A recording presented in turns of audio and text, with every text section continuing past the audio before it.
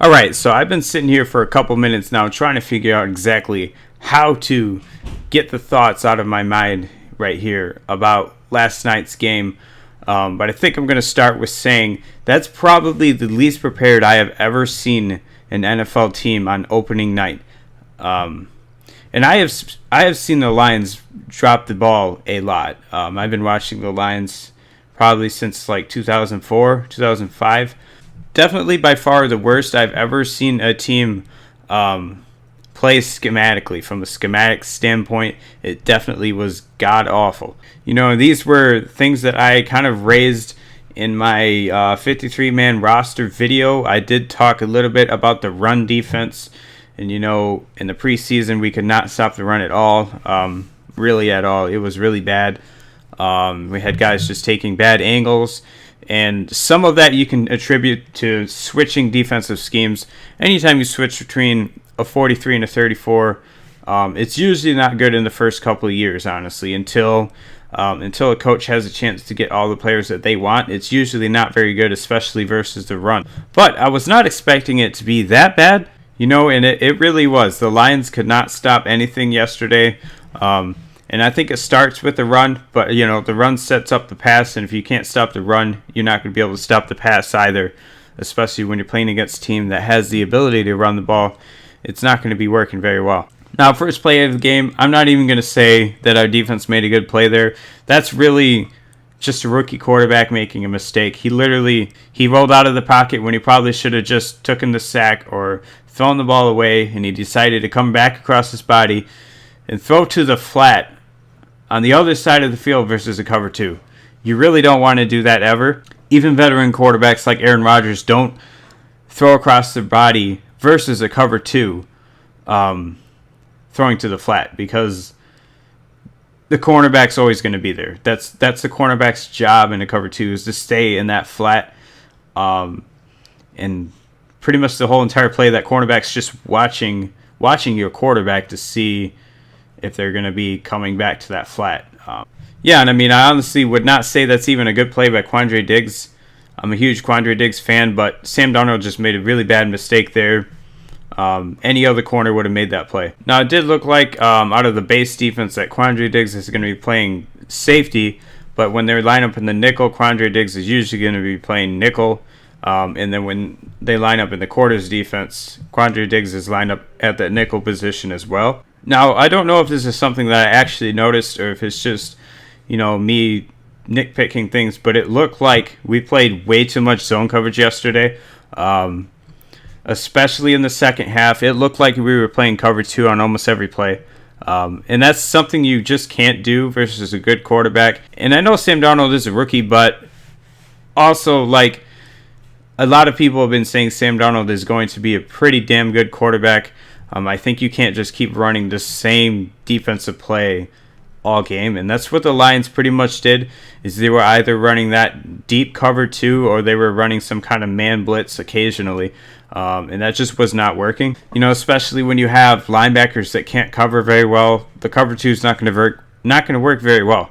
And Sam Darnold just attacked that pretty much every opportunity he had. He made the right throw.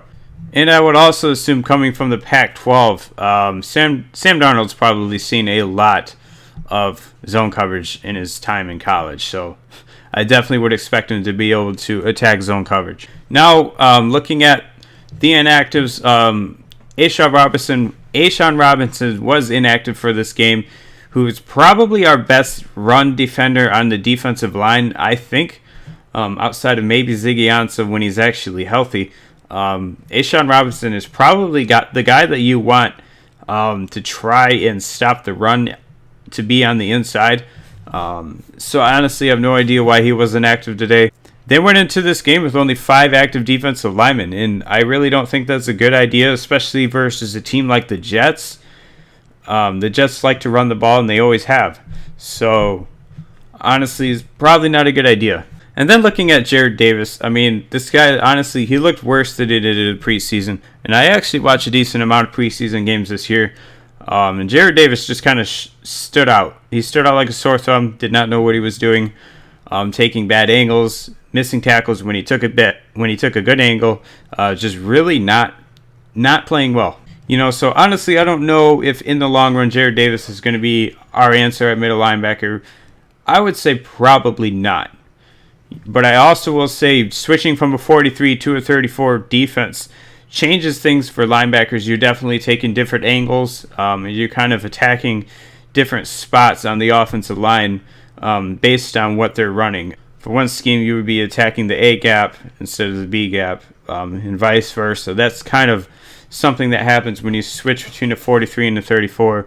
Because in a 43, you're definitely relying on your defensive lineman to do a lot more versus the run and hold guys up so that linebackers can kind of run freely and make those plays. In a 34, it's kind of different. In a 34 defense, your middle linebackers have to really, really play the run well. And our middle linebackers were not playing good at all.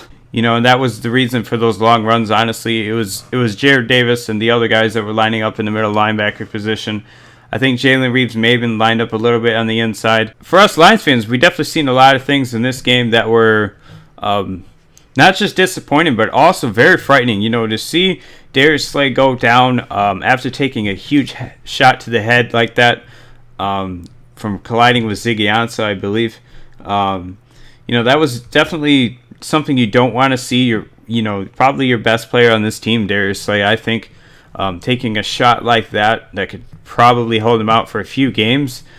That's definitely not good. It's a good thing he got back in the game because I was really surprised that he actually went back into the game after that hit. Now, I'm going to talk about the play of the game that probably, for me, was the point where I thought we were definitely going to lose this game. I believe the game was tied, and pretty much the Jets threw a deep route to the corner of the end zone to, what was his name, Robbie Anderson. Yeah, Robbie Anderson was out there. He made a great catch, went up and got it versus Tavon Wilson. And on that play, there's actually another receiver, I believe he was lined up in the slot, who just kind of ran a little hitch route. So our safety in a cover 2 decided to come down and defend that hitch route. And he was like, "Oh crap! I gotta go back and defend this guy in the back corner of the end zone." But he was just too late. And that's a big coaching thing because from what I've seen in the preseason, the defense for the Lions, they were running a lot of man defense in the preseason.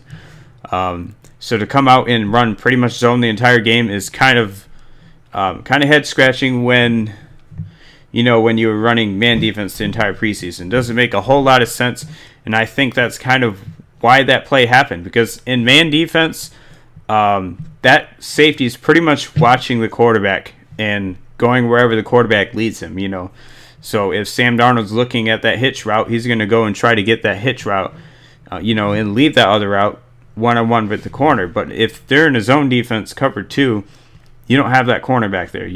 That's your number one job, not reading the quarterback. So I think that might be a product of running too much man defense in the preseason and then coming out and running basically cover 2 the entire game. Now, on the offensive side of the ball, it was really bad. And a lot of that had to do with the Jets defense pretty much knowing what we were running. I believe, what's his name? Yeah, Darren Lee. Darren Lee pretty much said after the game that the Jets 100% knew what plays the Lions were going to be running, and they were pretty much calling them out as the Lions broke the huddle and lined up in their formation. And they also said that they knew exactly what Matthew Stafford's hand signals meant, and they knew exactly where they were going to go pretty much every play. And that's not surprising because when I was watching this game sitting at a bar with like 6 other people, right, I swear to God, on the 2nd and 6, I was like, don't run that screen pass. They know it's coming. Do not run a screen pass out of that formation. What do you know? They run a screen pass to Golden Tate, and it gets like 1 yard. So me as a fan, I just watch the games. I don't record them on DVR and then watch them back a couple times. There's some people that actually do that, but if a fan like me who just watches the games can tell exactly what play is about to happen, that's definitely too predictable of an offense. And that's something I've talked about on this channel last year, is that this offense was way too predictable. And the classic example was when we played against the Saints the Lions versus Saints last year was a disgusting offense that we were running. It was pretty much run up the middle out of the shotgun and then a screenplay, and then on third down, they would run that then on third down they'd run these 15-yard corner routes, right? And that was it. That was the entire offense. And that was the entire offense versus the Saints, and that was pretty much the offense when we played last night. If we ran the ball, it was out of shotgun, running it right up the middle. We didn't run any, real sweep plays. We didn't run any lead plays outside of the goal line. We didn't run any power plays. Me and a lot of other Lions fans were actually really expecting to see some kind of a running game, at least an attempt at it, and we definitely did not see that. And that's very frustrating because, you just drafted a running back in the second round who, I don't know how many snaps he played. I'm going to guess it's probably about 12. He looked good every time he was in there, but why isn't he playing more? And it just doesn't make sense, Why do we keep running this offense when us Lions fans, we could tell, what plays they're about to run?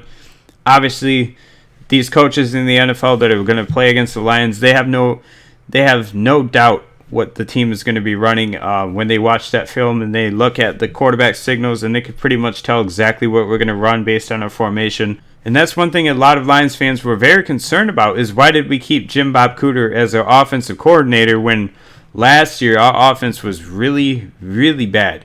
And we also knew that wasn't Jim Caldwell, because Jim Caldwell didn't call the plays last year. It was our offensive coordinator, and it doesn't look any different than last year. And probably the most frustrating part for me in this game was when Matthew Stafford went down. Why didn't Matt Castle play the rest of the game? To that point, I think Stafford had already thrown 2 horrible interceptions that you just don't throw, and I believe we were already losing by 20 points, and I think it was the middle of the third quarter. We could not move the ball on offense. We could not stop them on defense. We weren't doing anything, so why do you put the guy back in the game when he's just getting killed, when he's just getting hit on every single play, when he's not making good decisions? Why do you keep the guy in the game? Why don't you just bench him? That didn't make any sense to me, especially when he was out there limping. So to me as a fan, that definitely makes me question our head coach and Matt Patricia. Why would you keep him in there? Especially when if Stafford actually gets hurt, this team's not going to do anything. So why would you put him back in there when he's clearly in some pain? I thought after watching that hit that he definitely probably broke a rib. That was a very big hit. And let me just put this out there, because there's a lot of fans right now saying, why did you get rid of Jim Caldwell when he was the winningest coach in Lions football history? Why would you want to get rid of that guy? Pretty much us Lions fans, anybody that's been watching this team for the last couple of years, we know exactly why we got rid of Jim Caldwell. Jim Caldwell was a horrible game manager, he did not get us ready to play big games. We did not win games that were important when we had Jim Caldwell. So, basically, we knew that Jim Caldwell was never going to get us over that hump of barely making it into the playoffs. Just because the way he calls his games and his game management, problems with communication on the sideline, having 9 guys on the field, having 10 guys on the field, having 12 guys on the field, could never get that right. Just because Matt Patricia had a really bad first game does not mean that I want Jim Caldwell back. That is absolutely not the case. I know for a fact Jim Caldwell is an average NFL coach. I never said he was a bad coach, but I also said he's not a good coach. And I think in the NFL you have to have a good coach to win some playoff games. And I definitely do not think Jim Caldwell is a good coach. Now, there's a chance that Matt Patricia is a bad coach, but that's the case when you hire anybody that's never coached an NFL game before. Obviously Matt Patricia was not prepared for this game. And maybe that's what he is. Maybe he is a bad coach. Looking at him on the sideline during that fourth quarter, he looked dumbfounded. I will admit, he looked way in over his head. That blank stare on his face, he did not want to be there. It did not look like he knew what he was doing. But that does not mean that we shouldn't have replaced our average NFL coach with an unknown. That pretty much happens anytime you hire a new NFL coach, is you getting an unknown. Even if it's somebody that's came from a winning environment. Obviously, the Patriots are a winning environment. But none of the Patriots coordinators that have left Bill Belichick have actually done good as NFL coaches. They've all done pretty bad. So, there's a good chance that Matt Patricia might just be the next Bill Belichick disciple that doesn't do anything as a head coach. But I also will say the first week in the NFL season is pretty much never the story of the season. So, honestly, I wouldn't get that overly upset about that one game. A lot of our issues on defense had to do with switching to 34 and linebackers not knowing where to go, not knowing what gaps to fill, not knowing their keys, what to look for, especially on running plays, and playing too much zone defense, I think, And then on offense, it was really just the same issues we had last year, except teams have watched more film on us, and they know more about that offense that we ran last year. So I definitely hope that we fire Jim Bob Cooter now, because we definitely need to get a different offensive coordinator in here that can just make something different, have some kind of identity as an offense. I do not think Jim Bob Cooter is the guy. And I know there's a lot of other Lions fans that think Jim Bob Cooter should be gone as well. And I honestly have no idea why Matt Patricia wanted to keep him, And yeah, Matt Stafford. Matt Stafford pretty much played probably his worst game of his career. I'm not going to go out there and say it's definitely his worst game, because he's had other games where he has looked really bad. I honestly think a lot of this game you can boil down to the scheme that they were running. On that throw that Matt Stafford made to Darren Lee, I believe it was Theo Riddick coming out of the backfield running that little angle route. We have ran that play ever since Jim Bob Cooter came to this team as the offensive coordinator. That play has been a staple of our offense. I mean, that defense knew that play was coming, and if you watch Darren Lee on that play, he was pretty much at the snap of the ball, he was coming over to defend that route by Theo Riddick, because he knew exactly what he was about to do. You gotta build a better offense than that. You can't just have something that's that damn predictable. You can't just put one running back in there and say, okay, you always run this play on this down and distance. That's not going to work in the NFL. Yeah, guys, that's what I thought about last night's game. It was very frustrating.